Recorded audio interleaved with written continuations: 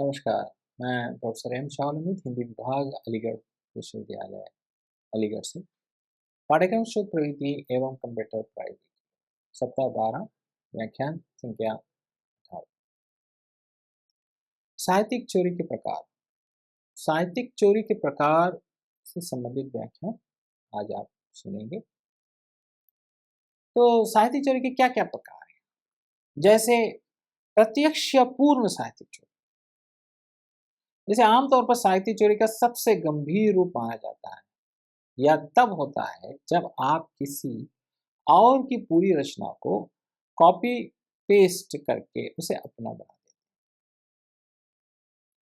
जानबूझकर ही साहित्यिक चोरी होती है, जिसे प्रत्येक साहित्यिक चोरी भी कहा जा सकता है। अब ये प्रत्यक्ष साहित्यिक चोरी में नकल का सबसे बेईमान भरा रूप है जो कोई व्यक्ति कर सकता है। साहित्यिक चोरी तब होती है जब कोई व्यक्ति जानबूझकर किसी अन्य लेखक की सामग्री पांडुलिपि की नकल करता है और उसे अपने नाम से प्रकाशित करता है। यहाँ आपको ये जानना चाहिए कि जानबूझकर की गई साहित्यिक चोरी प्रमुखतः दो प्रकार की होती है। पहला प्रकार पूर्ण साहित्यिक चोरी है, जिसमें सामग्री के प्रत्येक शब्द की नकल करके नए स्रोत में प्रयोग किया जाता है। इसके विपरीत दूसरा प्रकार, जिसे अपूर्ण साहित्यिक चोरी भी कहते हैं, वो है जिसमें आपको नकल की गई अनूठी दोनों तरह की रचनाएं मिलेंगी। तो अगर आप किसी की पूरी तरह से नकल कर दिया है, अपना नाम रख लिया है, तो वो प्रत्यक्ष या पूर्ण साहित्यिक चोरी मानी जाती है। साहित्यिक चोरी का सबसे स्पष्ट रूप जानबूझकर की गई नकल है। ऐसे तब होता है जब कोई छात्र किसी और के काम की नकल करता है, इंटरनेट से, खरीदे गए शोध पत्र से या किसी सहकर्मी से। इसके इसके स्पष्ट होने के बावजूद शैक्षणिक विवरण में कभी-कभी जानबूझकर की गई नकल होती है।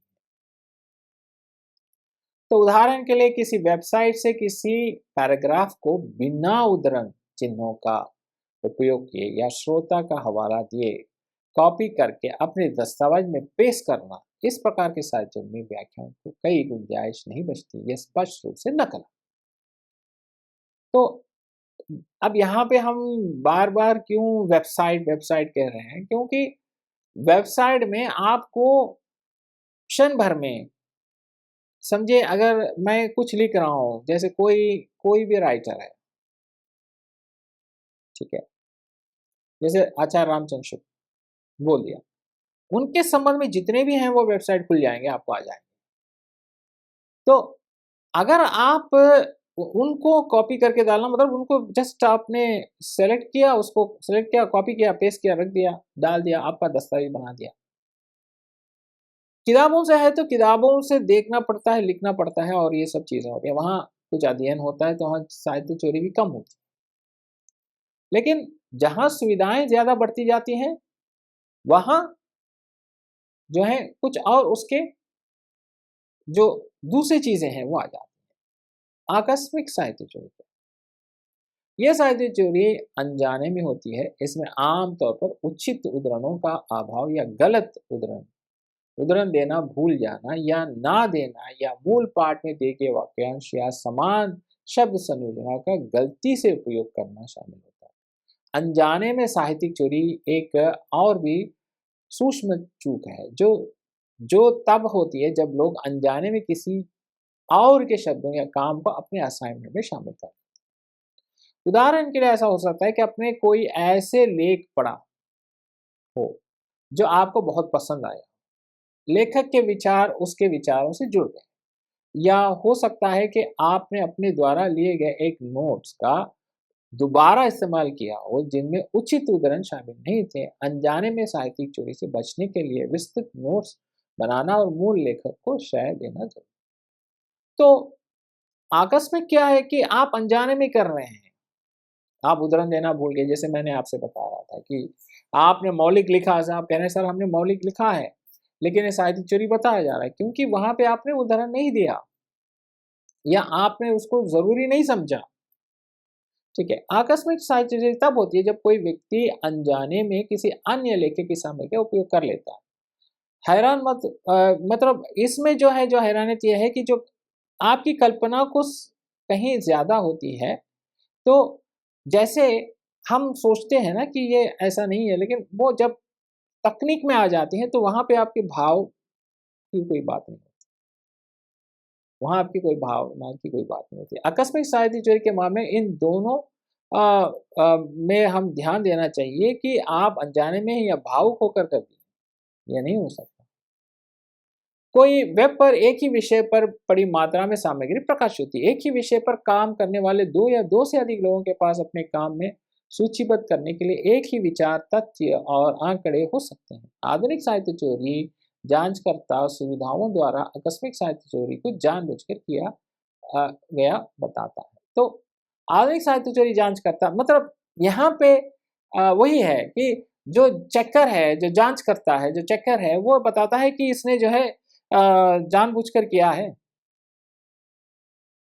ये प्रत्यक्ष या पूर्ण साहित्यिक चोरी है, ये बताएगा। जैसे निबंध लिखते समय आप प्राथमिक स्रोत का हवाला देना भूल गए क्योंकि आपको पता ही नहीं चला कि आप किस प्रकार के विचारों का इस्तेमाल कर रहे हैं, उचित स्रोत का उल्लेख ना किया हो, तो वो आकस्मिक चोरी ठीक है, हो जाती है। तो आत्म साहित्यिक चोरी, स्व साहित्यिक चोरी तब होती है जब कोई लेखक अपने पूर्व प्रकाशित शोध पत्र के किसी अंश को बिना शब्दों में परिवर्तन या पुनः वाक्यबद्ध किए पुनः उपयोग करने का निर्णय लेता है। मेरा ही लिखा हुआ है, मैं इसको दोबारा उनमें से कुछ लेके दोबारा में प्रकाशित कर, तो वह स्व साहित्य चोरी तब उसको माना जाता है। तो तब वो आप अपने प्रकाशन कार्य के लिए किसी अंश का उपयोग करते अपने नए शोध पत्र में करते हैं, तो आप पूछ सकते हैं कि इसमें समस्या क्या है? ये मेरा काम है और मैं इसे दूसरे शोध पत्र में दोबारा क्यों नहीं इस्तेमाल कर सकता? समस्या है कि एक बार जब आप अपना काम प्रकाशित कर देते हैं, तो उस पाठ का कॉपीराइट प्रकाशक के पास चला जाता है। आप अपने पुराने शोध पत्र के अपरिवर्तित पाठ का उपयोग अपने नए शोध में नहीं कर सकते। यदि आप अपने नए शोध पत्र में उसी विषय वस्तु का उपयोग करना चाहते हैं, तो आपको उन पाठ का संक्षिप्त अनुवाद करना होगा। आत्म साहित्यिक चोरी का एक और गंभीर प्रकार यह है कि शोध पत्र को कोई पत्रिकाओं में प्रस्तुत करना आप ऐसे नहीं कर सकते। जब आप किसी पत्रिका में अपना शोध पत्र प्रस्तुत करते हैं, तो आप एक समझौते पर हस्ताक्षर करते हैं जिसमें स्पष्ट रूप से होता है कि संबंधित कार्य पहले प्रकाशित नहीं हुआ है और अन्य पत्रिकाओं में प्रस्तुत नहीं किया गया है। यदि आप एक ही पांडुलिपि को कई पत्रिकाओं में प्रस्तुत करते हैं, तो यह प्रकाशन के नैतिक मानकों का उल्लंघन है। आपको पहले अपना शोध पत्र किसी पत्रिका में प्रस्तुत करना होगा और उसके परिणाम की प्रतीक्षा करनी होगी। यदि शोध पत्र अस्वीकृत हो जाता है, तो आप अपने शोध पत्र किसी अन्य पत्रिका में प्रस्तुत करें। जब तक आपका शोध पत्र प्रकाशित न हो जाए, तब तक इस प्रक्रिया को दोहराते रहें। तो एक बार लिख लिया, हमने 10 कंपनियों को भेज दिया, 10 पत्रिकाओं को भेज दिया, 10 पत्रिकाओं में छप कर आ गए, फिर ये साहित्यिक चोरी है। आपको इंतजार करना होगा कि आपने कोई शोध पत्र लिखा है और उस शोध पत्र को कहीं आपने भेजा है कि इसको प्रकाशित किया जाए, तो आप समय देना पड़ेगा आपको कि जब तक वो अपना निर्णय ना भेजें। अगर वो भेज रहे हैं कि नहीं प्रकाशित किया जाएगा, तो फिर आप उसको ले लें और दूसरे को कहीं भेजना है। लेकिन आप वहाँ भी भेज दिए, यहाँ भी भेज दिए, तो फिर वो नहीं चल पाएगा, वो साहित्यिक चोरी। ये साहित्यिक चोरी अनजाने में होती है। इसमें आम तौर पर उचित उद्धरणों का अभाव या गलत उद्धरण देना, भूल जाना या ना देना, या मूल पाठ के दिए गए वाक्यांश समान शब्द संज्ञा में गलत से उपयोग करना शामिल होता है। तो जो साहित्यिक चोरी के नियम है, वो इसमें भी लागू होते हैं। स्व साहित्यिक चोरी एक प्रकार की नकल है, जिसमें कोई कोई लेखक जानबूझकर अनजाने में अपनी प्रकाशित कृति का नकल करके उसका उपयोग करता है।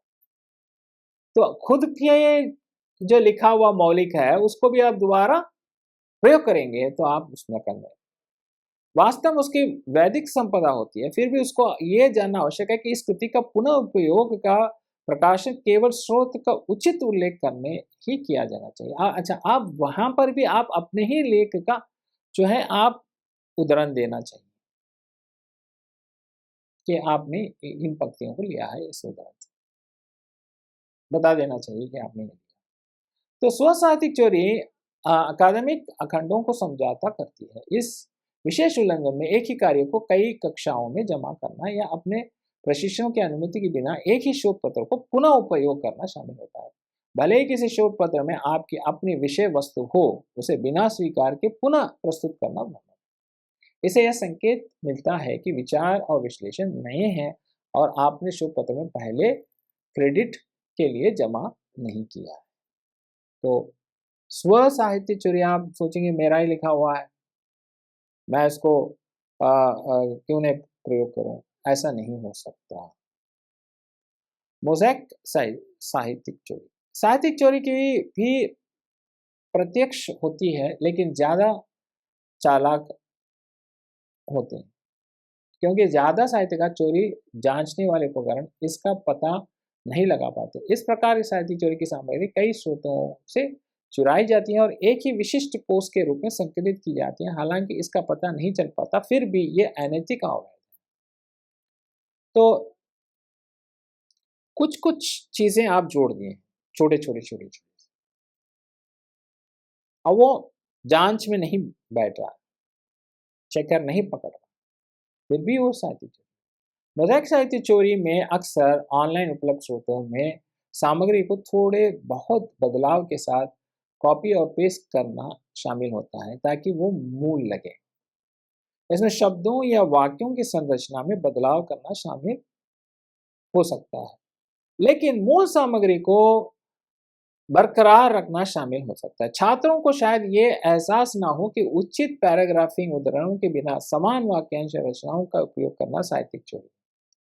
आप दूसरों के विचार को श्रेय देने में समझदारी दिखाकर उससे बच सकते हैं। भले ही आप किसी लेखक के सीधे उद्धरण ना करें, फिर भी अगर आप उनके विचार या चर्चा करते हैं तो आप उनका हवाला देना चाहिए। अब यहाँ है कि कुछ विचार होते हैं, आप उनके उनके विचारों पे बात करते हैं। आपको बताना चाहिए कि वो किसके विचार हैं। अगर आप नहीं बता रहे हैं तो आप फिर साहित्य चोरी, आपको ऐसा लगता है कि कोई पकड़ नहीं पाएगा, लेकिन पकड़ लेते हैं। जो लोगों को पता चल जाता है कि इसने इस तरह की साहित्य चोरी की है, और इसका फ़ायदा जब आप अपने श्रोताओं को उचित हवाले देते हैं, तो आपको पढ़ने में व्यापक और गहराई के प्रदर्शन कर पाते हैं। तो वहाँ जहाँ आप उनके विचारों को भी ले रहे हैं, उनके विचारों को प्रस्तुत कर रहे हैं, वहाँ भी आपको स्वीकार करना चाहिए। मोज़ेक साहित्य चोरी के तात्पर्य उस प्रक्रिया से है जिनमें छात्र मौजूद लेखों के शब्दों को स्थानापन्न करने के लिए पर्यायवाची शब्दों का उपयोग करते हैं। अब वहाँ पे जो शब्द होते हैं, उन शब्दों के जहाँ पर्याय शब्द होते हैं ताकि वो अपने कार्य स्वयं का प्रतीत कर सकें। आमतौर पर इस प्रकार की चोरी में छात्र लेखक के मुख्य केंद्रीय विचार या तर्क को बनाए रखते हैं और केवल कुछ शब्दों को बदल कर कार्य को अपना बताने का प्रयास करते हैं। इस प्रकार की साहित्यिक चोरी को अक्सर अनजाने में किया गया माना जा सकता है, वह जानबूझकर किए जाने के बजाय। हालांकि कुछ मामलों में मोज़ेक साहित्यिक चोरी जानबूझकर किए गए साहित्यिक चोरी के रूप में भी देखी जा सकती है, क्योंकि छात्र ये छिपाने के लिए शब्दों का उपयोग करते हैं जिन्हें किसी अन्य लेखक के केंद्र विचार या तर्क से चुराया हो। इसे शैक्षणिक तौर से जैसे इसको पहचानना आसान हो जाता है और निबंध रिपोर्ट में महत्वपूर्ण विचार जो तर्क हैं उसका मूल्यांकन करते समय छात्र जिसको प्रस्तुत करते हैं तो वहाँ वो उसका उस वो पता चल जाता है कि उन शब्दों को प्रयोग करें। आप जैसे विचार हैं, शब्दों को परिवर्तित किया, अब उसको ज्यों के त्यों लिखने की भी कोशिश की, तो यहाँ वो पकड़ा जाता है, पता चल जाता है। पैराफ्रेजिंग, पैराफ्रेजिंग में शिक्षक दुनिया में होने वाला एक और आम प्रकार का साहित्यिक चोरी पैराफ्रेजिंग, जिसका अर्थ है कुछ शब्दों को बदलना लेकिन मौलिक लेख द्वारा उपयोग की गई वाक्यांश को बनाए रखना। छात्रों द्वारा ये माना जाता है कि कुछ शब्द बदलने से उनके शैक्षणिक शिक्षक साहित्यिक चोरी को नहीं पहचान पाएंगे, लेकिन ऐसा नहीं है। शैक्षणिक शिक्षक स्रोत ग्रंथों को पढ़ने और इसलिए उन क्षेत्रों की पहचान करेंगे जहां छात्र ने डेटा का प्रवाह किया और उनका अपना नहीं है। पहली प्रकार की साहित्यिक चोरी की तरह ही है, ये जानबूझकर ही की गई साहित्यिक चोरी का एक और उदाहरण है, यानी जो आकस्मिक रूप से नहीं है होती बल्कि इसमें जानबूझकर की गई मांशा शामिल है। उदाहरण के लिए कल्पना कीजिए कि आपको किसी किताब में एक दिलचस्प पैराग्राफ मिला और लेखक को उद्धृत करने के बजाय आप उसे अपने शब्दों में एक निबंध में फिर से लिखा। भले ही शब्द बदल दिया गया हो, फिर भी अगर आप मूल स्रोत के उचित श्रेय नहीं देते तो पैराफ्रेजिंग साहित्य चोरी माना जाता है। तो आपको कुछ कुछ वाक्य अच्छे लगते हैं, तो आप बता दीजिए कि वो कहाँ से लिया है। अगर आप वो नहीं बता रहे हैं, अगर आपके किसी के विचार अच्छे लगते हैं, तो बता दीजिए कि वो उनके विचार हैं। तो अगर हम नहीं बता रहे हैं, तो वहाँ पे वो साहित्यिक चोरी के रूप में आ जाता है। तो पैराफ्रेजिंग में हम सोचते हैं ना कि हमें कहीं हम उसको पता नहीं चलेगा, या हालाँकि अगर सॉफ्टवेयर जो है वो चेकर जो है उसको पहचान नहीं पा रहा है, लेकिन जो जाँच करता है, जो एग्ज़ामिनर है, जो परीक्षक है, वो पैराफ्रेजिंग को तो पहचान सकता है। वो समझ जाता है कि जो है वो आपने कहाँ से लिया है उसको, क्योंकि वो आपको पढ़ा चुका है। आपके आपका सुपरवाइज़र है या आपका एग्ज़ामिनर है। पैचवर्क पैराफ्रेज़िंग क्या है? पैचवर्क पैराफ्रेज़िंग मूलतः ऊपर लिखे गए पैराफ्रेज़िंग के समान ही है, सिवाय इसमें कई स्रोत पाठ से शब्द और विचार चोरी करके उन्हें एक साथ जोड़ना शामिल होता है। इसमें अकादमिक प्रशिक्षण के लिए भी समान रूप से आसानी से पकड़ना संभव है, और ये उतना ही छलपूरा और स्पष्ट रूप से जानबूझकर किया जाता है जितना कि पैराफ्रेजिंग की अवधारणा। पैचवर्क पैराफ्रेजिंग की मदद से संदर्भ में एक और महत्वपूर्ण यह है कि इसमें छात्र एक लेखक के तर्क के मुख्य बिंदु को संक्षेप में प्रस्तुत कर सकता है, बिना उन्हें उचित एकेडमिक श्रेय देना, यानी निबंध या रिपोर्ट के अंतर में शोध सूची में उनके नाम का उल्लेख किए बिना। कभी कभी छात्र इस संक्षिप्त बिंदु के साथ किसी अन्य लेखक का नाम जोड़ देता है, ताकि ये छपाया जा सके कि उन्हें अपना कार्य नहीं इस्तेमाल किया। इसके अलावा पैचवर्क पैराफ्रेज अक्सर कई अलग-अलग लेखकों के सामग्री को कॉपी करने और उनके तर्कों को अपने तर्क के रूप में पेश करने में शामिल होता है। तो ये पैराफ्रेजिंग है जहाँ पे पैचवर्क है। तो थोड़ा-थोड़ा सा जो है संक्षिप्त में उसको जो है कुछ बिंदुओं को संक्षिप्त में यहाँ-वहाँ रख दिया जाता है और बताया नहीं जाता है कि ये इनसे लिया गया है। तो अब यहाँ पे क्या होता है कि अ, और एक और लेखक को भी मिला लिया जाता है, ताकि उसको पता ना चले कि ये किस लेखक से है। विभिन्न लेखकों के अंश की नकल करके मूल लेखक के श्रेय देने में इसको रखा जाता है, जिसमें उचित उद्धरण की जानकारी में जो है नहीं दिया जाता। तो पैचवर्क साहित्य चोरी जिसे जो पैचवर्क साहित्य चोरी है, वो वहाँ पे भी हम देखें कि अ, हम जितनी भी सावधानी करें, लेकिन आपके परीक्षक उसको देख लें। और ये मोज़ैक साहित्य चोरी जैसे ही है। वो मोज़ैक साहित्य चोरी भी वैसे ही है, और पैचवर्क साहित्य चोरी भी। धोखा देना, ब्लफ़िंग कह देंगे।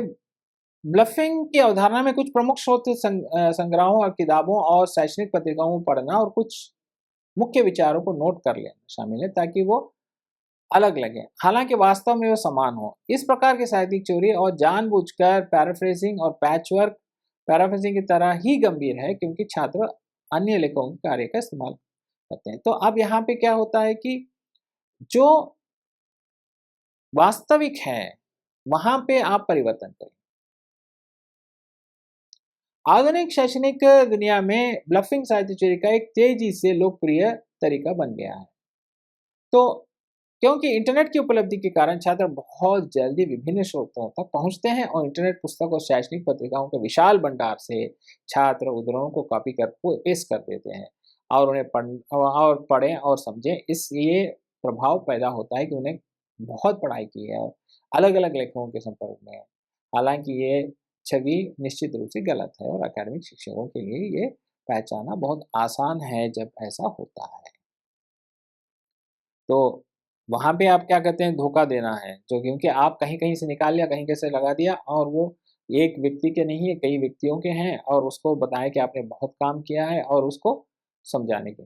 स्रोतों का जोड़ना, स्टिचिंग सोर्सेस, इस प्रकार का साहित्यिक चोरी सीमित रूप से दिखाई देता है और इसमें पहचानना मुश्किल होता है, क्योंकि इस कारण कि ये स्रोत सूची को छात्र द्वारा सही और सटीक रूप से उद्धृत किया गया हो, फिर भी वो स्रोत संग्रह का गंभीर विश्लेषण करने में असमर्थ है, ताकि एक ऐसा कार्य तैयार किया जा सके जो वास्तव में उनका अपना हो। श्रोताओं को जोड़ना अभी भी साहित्यिक चोरी का स्पष्ट रूप है, हालांकि ये जानबूझकर की तुलना में अधिक संभव से आकस्मिक है। स्रोतों को जोड़ने में एक शोधकर्ता अन्य लेखकों के आलोचनात्मक तर्क पर अत्यधिक निर्भर होने भी शामिल हो सकता है, बजाय इसके कि वह अपनी विश्लेषणात्मक क्षमता का उपयोग करके खुद का आलोचनात्मक टिप्पणी प्रस्तुत करे। ये किसी भी प्रकार की साहित्यिक चोरी पकड़े जाने में हानिकारक परिणाम जो है हमारे सामने आएगा। तो अब ये बहुत सारी चीज़ों को जोड़ना और उसको एक श्रृंखला में रख देना स्रोतों, तो ये स्टिचिंग साहित्यिक चोरी होती है। असाइनमेंट खरीदना, अब असाइनमेंट करना आधुनिक कॉलेजों में, विश्वविद्यालयों में संबंध में असाइनमेंट खरीदने एक लगातार बढ़ता हुआ मुद्दा है और बड़े कड़े दंड लग सकते हैं। तो वर्ल्ड वाइड विश्वविद्यालयों के मामले में छात्र असाइनमेंट खरीदते हैं और उन्हें अपने व्यक्तिगत कार्य के लिए जमा करते हैं। उन्हें विश्वविद्यालय से उसको निष्कर्ष भी बाहर निकाल भी दिया जाता है। इसका मतलब है कि खरीदे गए असाइनमेंट जमा करना शायद सबसे दंडनीय साहित्यिक चोरी अपराध है जो छात्र करते हैं। तो असाइनमेंट को खुद लिखना चाहिए। अगर आप खुद असाइनमेंट नहीं लिख रहे हैं तो फिर वो असाइनमेंटों की जो है खरीदना भी साहित्यिक चोरी करता है। असत्यापन लेखन, संदर्भ में जाना जाता है कि असत्य लेखन उस स्थिति को दर्शाता है जब छात्र किसी अकादमिक कृति के लेखकों का सही से उल्लेख नहीं कर सकते। तो जब किसी अकादमिक कृति के 3 से अधिक लेख होते हैं, जो छात्र अक्सर केवल एक नाम लिखते हैं ताकि संदर्भ लिखने की प्रक्रिया में समय बचा सकें। ऐसे करना भी अकादमिक संस्थान द्वारा साहित्यिक चोरी मानी जाती है। तो जहां पे संदर्भ है वो संदर्भ सही लिखना चाहिए। अगर आप संदर्भों को नहीं लिख रहे हैं, आप एक बार लिख के छोड़ देते हैं, तो वो भी जो है साहित्यिक चोरी मानी जाएगी, क्योंकि आपको सभी संदर्भ लिखना चाहिए। ठीक है। शब्दशः साहित्यिक चोरी, शब्दशः साहित्यिक चोरी में जो है अर्थ है कि इनके अन्य व्यक्तियों के शब्दों के बिना श्रेय दिए बिना अपने काम में कॉपी और पेस्ट किया जाता है। तो पूरी तरह से मिलजुल कर ये थोड़ा बदलाव हुआ पाठ हो सकता है अगर संसार, संरचना और ज्यादातर शब्द मूल पाठ जैसे ही हैं, तो इसे शब्द शह साहित्यिक चोरी माना जाता है। तो शब्दों में परिवर्तित करना, जो साहित्य में जो अर्थ है उस अन्य व्यक्तियों के शब्दों के बिना श्रेय दिए और उसके काम में कॉपी और पेस्ट कर देना। अकादमिक लेखन में आप दूसरों के शब्दों का संदर्भ ले सकते हैं और आपको भी लेना चाहिए। शब्दशः साहित्यिक चोरी से बचने के लिए आपको बस कॉपी किए गए पाठ के उद्धरण चिन्ह में रखना चाहिए। तो अगर आप उन शब्दों को ले रहे हैं तो उन शब्दों को आप उद्धृत करके बताएं ये शब्द आपने लिया है। तब होते कोई व्यक्ति दूसरे व्यक्ति के शब्दों के बिना उद्धरण चिन्हों का उपयोग किया था। ठीक है। तो अपने शोध पत्र में आप किसी पुस्तक से एक वाक्य शामिल करे बिना ये बताएं कि ये वह शोध उद्धृत है। क्रमशः साहित्यिक चोरी किसी के शब्दों को अपने शब्द के रूप में प्रस्तुत कर सकते। तो आप वहां पे शब्दों के परिवर्तन या शब्दों को लेने में भी आप बताएं कि साहित्यिक चोरी क्या। AI जनित साहित्यिक चोरी, AI पर मैं अभी आपको बता रहा था, वही चीज ये भी। जैसे जैसे AI जो है वो इस्तेमाल में बढ़ता जा रहा है, तो अकादमिक खंडों के लिए AI के खतरे के बारे में जागरूक होना जरूरी है। AI का मददगार संशोधन हो सकता है, लेकिन ये एक स्रोत नहीं है। AI जो है वो जहाँ पे AI मतलब यहाँ पे AI में भी आप ChatGPT भी आ जा सकता है। तो इसका इस्तेमाल करते समय आप श्रेय देना चाहिए कि ये अशुद्ध और पूर्वग्रह मतलब आपको अप्रमाणिक चीजें भी दे सकता है। तो AI से किए गए इस्तेमाल किए गए असाइनमेंट्स या निबंध या कोई भी शोध हो वो आसानी से पकड़े जा सकते हैं। डुप्लीकेट प्रकाशन, डुप्लीकेट प्रकाशन इसमें क्या है, ये आत्म साहित्य चोरी माना जाता है कि ये तब होता है जब छात्र एक ही विषय वस्तु को अलग अलग जगहों में प्रस्तुत करे बिना दोनों उदाहरण को स्वीकार किए। ये कार्य भी विभिन्न संदर्भ में जो आत्म जो स्व साहित्यिक चोरी है उसी तरह से है। तो दो जगहों में एक ही चीज को लिख दिया और दोनों जगह में इन घटनाओं को बताया गया और उसको प्रस्तुत किया गया। रूपरेखा साहित्य चोरी। रूपरेखा साहित्य चोरी में अलग अलग जानकारी के साथ एक ही संरचना का उपयोग करना शामिल है। इसे जो है एक रूपरेखा मतलब एक जो संरचना का उपयोग कर रहे हैं, तो एक साथ ही एक ही संरचना का उपयोग और अलग अलग जानकारी जिसमें किसी अन्य निबंध की रूपरेखा उपयोग किया जाता है।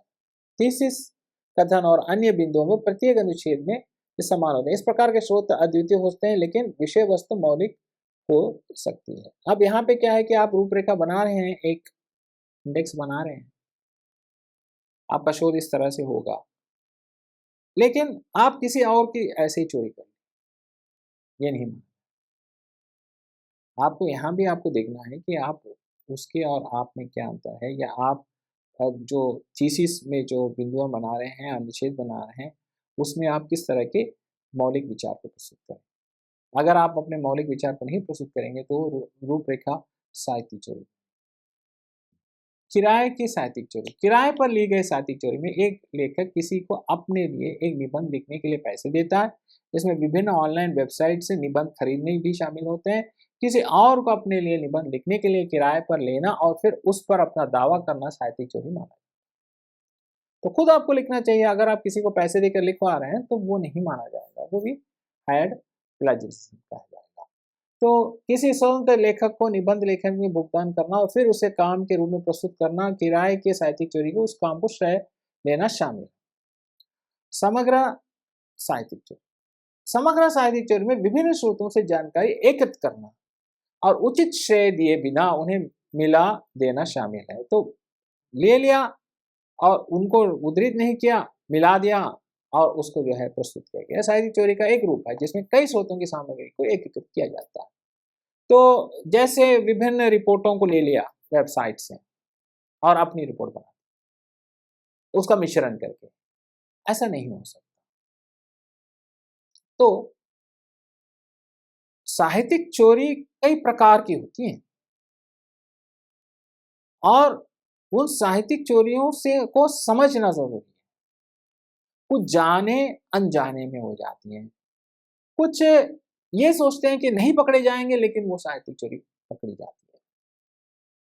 जहां वो पकड़ी जाती है तो वहां पे अगर आप उदाहरण दे देंगे, अगर आप बता देंगे कि हमने यहाँ से इन शब्दों को लिया है, इन वाक्यों को लिया है, जो शब्द भी लिया है तो आप बता दें कि नहीं ये शब्द यहाँ से है। अगर आप वाक्य तो वाक्य को बता दें। अगर आप किसी के विचारों को ले रहे हैं तो विचारों को बताते हैं। अगर किसी ने कहा है तो आप बता दिए कि इसने कहा है और हम इससे सहमत हैं, नहीं है, और यही दूसरे ने भी कहा है। ये सब चीजें जब आप बोलने लगे, बताने लगे, तो आप साहित्यिक चोरी से बच जाए। लेकिन आप मौलिक चीज पर जाएं कि आप मौलिक लिखें, आप लिखने का प्रयास करें। जितना जितना आप लिखना लिखना आरंभ करेंगे उतना उतना जो है आपको लिखना आ जाएगा और पूरा शोध प्रबंध आप बढ़िया सा लिख सकते हैं। इसमें कहीं कोई जो है आपको दिक्कत नहीं आएगी। आपको शोध आराम से आपका आगे बढ़ता चला जाए। तो शोधार्थियों या जो भी पाठक उसको विद्यार्थी जो इसको व्याख्यान को सुन रहे हैं, आप साहित्यिक चोरी से आप परिचित हुए, ये व्याख्यान आपके लिए एक लाभदायक सिद्ध हुआ। कुछ प्रसिद्ध हिंदी ग्रंथ और लेखक आ गए। कुछ रंग कुछ राग, श्रीलाल शुक्ला। आधुनिक हिंदी उपन्यास एक, संपादक भीष्म साहनी। आधुनिक हिंदी उपन्यास दो, संपादक नामवर सिंह। हिंदी की लंबी कविताओं का आलोचनात्मक पक्ष, हिंदी आलोचना का आलोचनात्मक इतिहास, अमरनाथ। श्री मुक्ति की सामाजिकी, मध्यकाल और नवजागरण, अनामिका। आधुनिक विश्व साहित्य और सिद्धांत, नामवर सिंह। हिंदी भाषा का समाजशास्त्र, रविंद्र नाथ श्रीवास्तव। लोक साहित्य की भूमिका, कृष्णदेव उपाध्याय। तो जितने भी संदर्भ हैं मैंने लिए हैं उन सबको मैंने विवरण बता गया। उन पुस्तकों और ग्रंथों से मैंने इन सब चीज़ों को इकट्ठा किया है और आशा है कि आपको समझाने के लिए इन सब को लिया है और इन सब की व्याख्या मैंने प्रस्तुत की है। आशा है कि ये जो व्याख्यान मेरा है, वो आपके लिए लाभान्वित होगा और ये जितने भी मेरे व्याख्यान हैं, वो आपके लिए एक बहुत ही उपयोगी होंगे, ये मेरी आशा है और मेरा व्याख्यान यहीं समाप्त होता है। धन्यवाद। नमस्कार।